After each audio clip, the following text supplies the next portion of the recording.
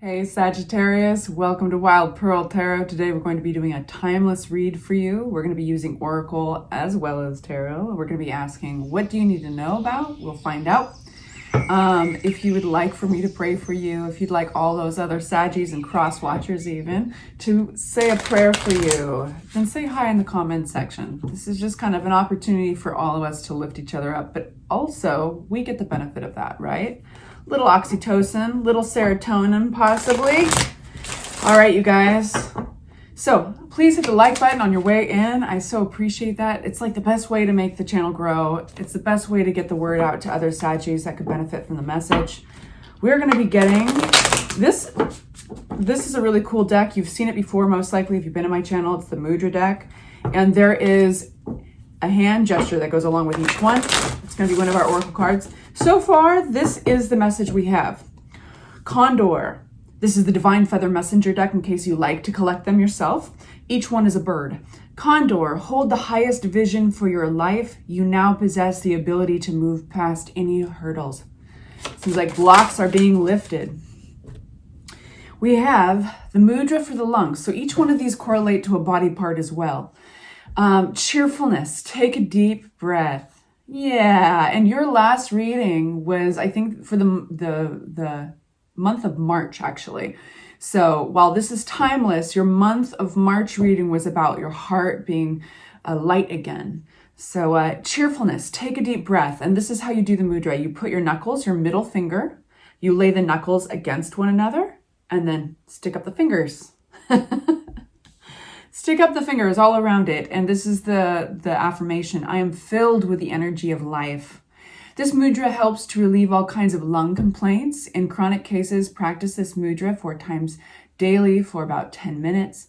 Sorrow, grief, and worry are often associated with weak lungs. Sometimes these emotions are below the level of consciousness. All that the affected person is aware of is his or her inability to be glad about anything. So he or she reacts pessimistically and cynically to everything that happens. So breathe deeply, slowly, and deliberately.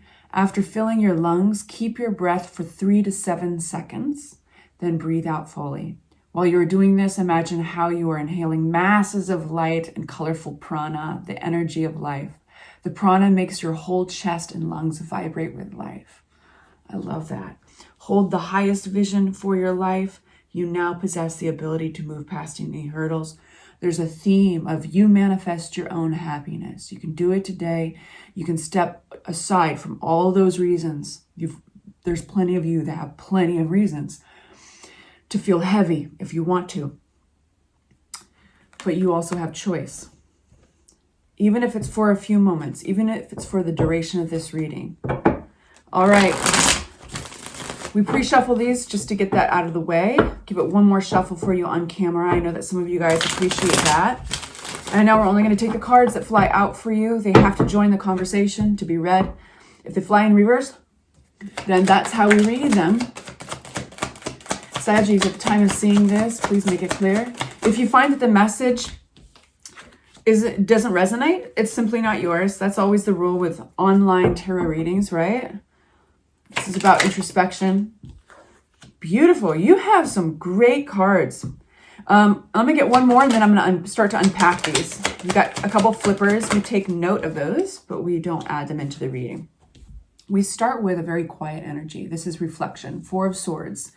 And each one of these cards will be unpacked so we get a bigger picture. But we've got some major, sorry about the sun's glare. We got some major messengers here. There's a quiet, peaceful energy to your entire reading. There's kind of, you know what moment it is? Did you guys remember Karate Kid? Do you remember the original Karate Kid? They've done a remake, right? I'm sure it's consistent through the remake, if so.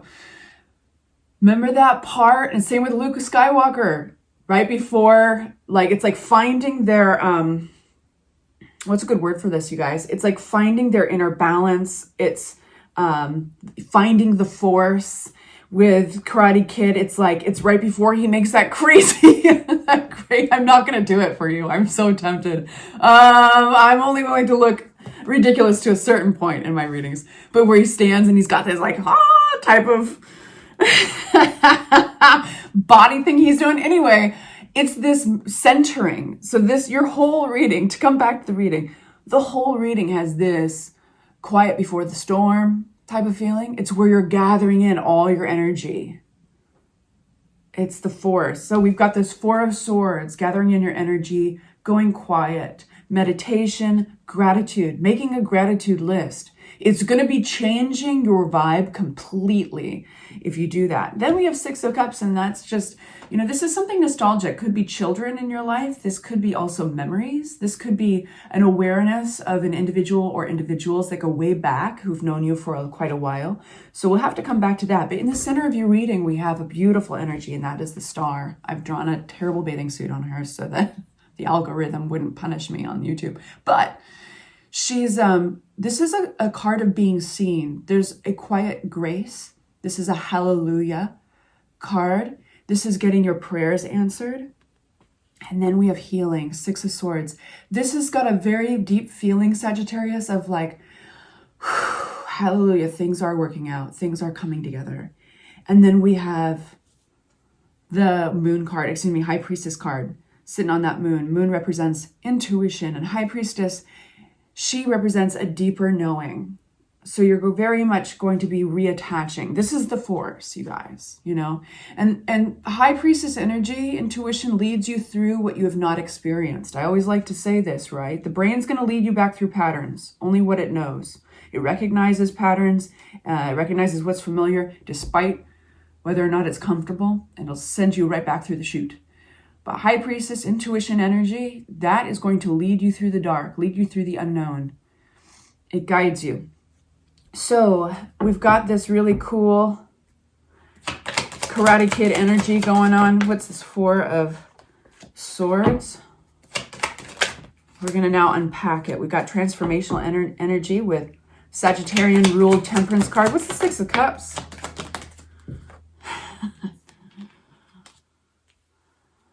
I'm just laughing at myself. Okay. Star card.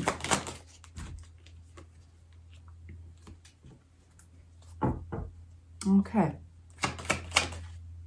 If you guys have experienced a misalignment with somebody that you're usually really connected with, you have a good partnership with,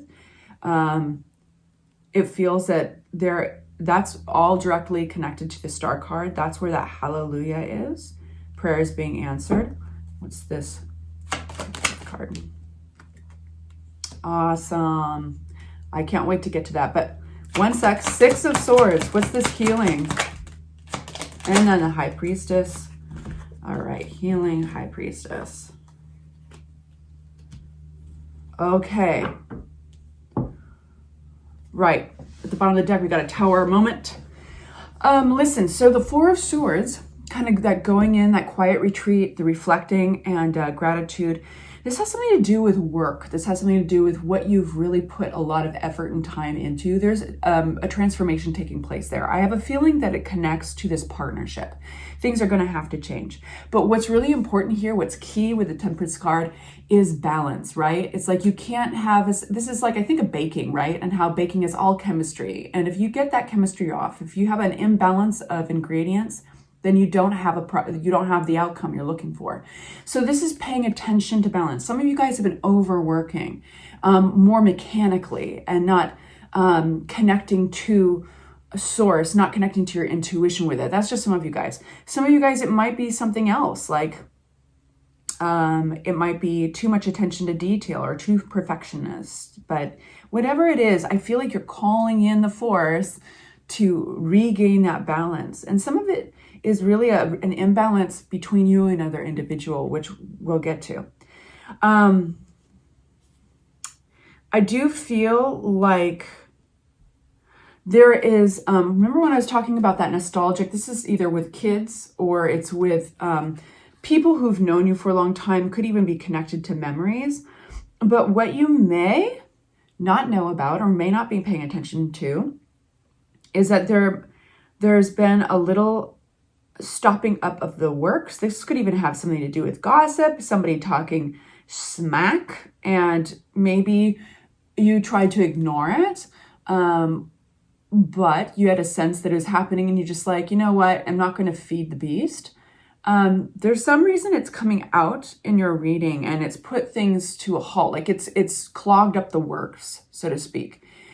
The works being whatever it is that you've been putting a lot of effort and time into. So yeah, this is somebody who knows you really well. And I think it's kind of there's a veiled energy about it. I think that maybe this is going to be realized. Once things are realized, once things are addressed, they no longer have power over you. I'm going to put a little bit more into this, get a little more detail. Great. A big leveling up is about to happen. I do have a feeling this, again, is connected to this partnership, this person that you've known very well. You guys, usually there's a real flow between you. Could be romantic for some of you. It could be business, could be friendship for others. What's really important about this partnership is to know that it's rare. It's like you don't get this flow, this simpatico with just anybody, but somebody's got to level up. And I think somebody's been doing a lot more smack talking and a lot more kind of holding up the works. And it's coming to a head. And let me finish that sentence. I think somebody's been doing a lot of more smack talking and holding up the works in order to deal with it rather than leveling up themselves. They got to level up. Somebody's got to level up here. And it becomes very apparent with the Star card. This is that kind of hallelujah, things are going to be okay, getting your prayers answered. And it's by way of a conversation. There's a message that somebody needs to urgently convey to you. And it's this person is very much aware, Two of Cups upside down, that there's been a disconnect between you and it's been bothering them. But something's got to go away with the Death card. A season has passed. And I feel like that season is attached to a naivety of your relationship between the two of you. And it needs to be addressed that innocence has been lost. And this is just maybe a new chapter. That's where there's reciprocity.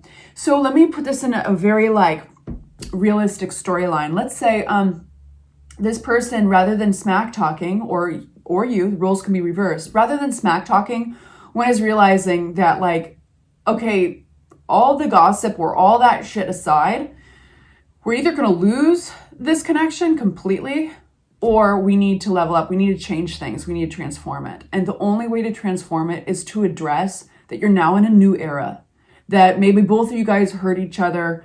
Maybe you saw the worst of them for the first time and you're like, ooh, that's gnarly. Maybe vice versa. You know they've seen a side of you that they cannot unsee. And that's being human. I have that side to me too. I don't like it, but it is real. It's real. And that's what we work on. And so that's the Judgment card. That's leveling up. And this is also followed by the Sun. This is going to be very, very happy, and you rule the transformation card of Temperance for a reason, Sagittarius. You're very good at this. It's leveling up in yourself. And I think that's what Sagittarians, they do. They are the teacher and they're the student in this lifetime. And so it's giving you an opportunity to do that, because what's around the corner is, yes, death to an old phase, death to this disconnection, but also reciprocity, equal balance again. And then what's unique about this connection, what makes it the Two of Cups, a soulmate card, is that they're both equally giving, they're both equally compromising. Simpatico. So what's cool is when we move on to the healing card, the recovery card of the Six of Swords, which is by no mistake, right? This is basically making up. This is basically both owning your shit and acknowledging, all right, well, we're in a new era. What do we do now? That's when the healing begins and the world opens up. I would not be surprised, Sagittarius. This is such a great reading. I love it. I would not be surprised that all of a sudden, when that flow gets going, you have maybe answers to issues, solutions to issues that were rising before. You might even be thinking about traveling together. You might be thinking about just basically expanding. We've got Three of Cups. Oh man, I wouldn't be surprised if you've got some friends or some people that have been kind of mysteriously missing since you were not getting on with each other. And now they just want to come around each other. They want to come around you guys and embrace this. And they feel safe approaching you. We've got the Emperor and the Page of Swords. This feels like people writing the story. So if there's been any damage or anything, somebody telling their side of the story to friends, or even family members for some of you, it's like now you kind of want to make, you want to make things good and approach this, kind of fix the gossip. And also, this is also taking charge of there's kind of with the Page of Swords, there's kind of, it's introducing like new ideas and communications, but it's also a lot of times tarot readers connected to our online presence because we kind of announce who we are online, right? Like through our social media and our videos and all that. We get to choose how people perceive us. So this is taking control of that again. So this is how you're perceived among your community members and your friends. You are both going to be kind of fixing that. And we have the Hermit. I'm getting clarity on that. I think that there was a lot that you were experiencing quietly. Yeah, Two of Cups upright. I think there was a lot you were experiencing quietly. Some of you guys were in denial of something that needed change here. It could have even been like knowing that person or you were talking some smack, but that period of time is over. So that specifically is going to go away. Any kind of denial or being quiet about things here. You don't have to leave. The Eight of Cups, when it's upright, is saying, okay, you are just leaving a situation. You're no longer interested in investing yourself in it. And you're going over to those, going off into those hills. But this is upside down. This is holding on to it and choosing each other instead. Very clear message, and it's with an open mind. The world opens up to you. We have the World card, closing a chapter, burying a hatchet, the world opening up to you. I love this reading. And here's an interesting twist. And actually, I'm going to do an extended. If you want to come along, that link will be in the description box below, and it's the price of a cup of coffee. It's $6. But this is why I want to do an extended. We have attached to your intuition here 3 cards that came out. 2 of Wands. Okay, so this is looking out towards the future. This is planning. So you're not necessarily leaping yet, but it wouldn't be surprising. This is your second travel card. It wouldn't be surprising if all of a sudden, wide-eyed and bushy-tailed, you're looking at some of the changes you want to make. You're maybe making some lists. You're looking out, you're maybe like booking some tickets or even looking at prices of flights to places, travels. But yeah, and here is the twist. We have a choice. We have a choice that you must make. The Two of Swords represents a choice that is difficult to make. And it's because it's directly challenging some stuck thinking, some limited thoughts. The Eight of Swords keeps you stuck, but nobody can actually keep you stuck. Only you can. The truth of the Eight of Swords is that she can untie her hands, because they're not really tired anyway. She can unbind her hands at any time and take her blindfold off, and she can simply walk out between those swords. Those swords represent limiting thoughts, like a false prison, okay? And this choice is what's going to allow her. I don't like the word allow there. It's going to debunk the illusion that she's stuck. But it's a hard choice. And I don't know why you are holding on to that. It's about moving forward. It's about planning. Maybe it's a connection to your intuition. And right now you may know exactly what it is. To be fair, because I think it's kind of, I don't think it's fair to just like leave you with a cliffhanger there. So let's get one more card on the Two of Swords. What does it have something to do with? You can't make this up, dude. Eight of Swords leading to the Two of Swords, clarified by the Eight of Swords. I'm sorry, it's a cliffhanger. Okay, come on, one more. Oh, the Lover's card upside down. Fear of disharmony. Fear that it's going to go back to what it was. Fear that, hey, if it happened once, it could happen twice. All right, you guys, I hope that's helpful. Sending you off with love and light. If you'd like to follow me over to the extended, the link is below. Take good care. Please like and subscribe. Mwah.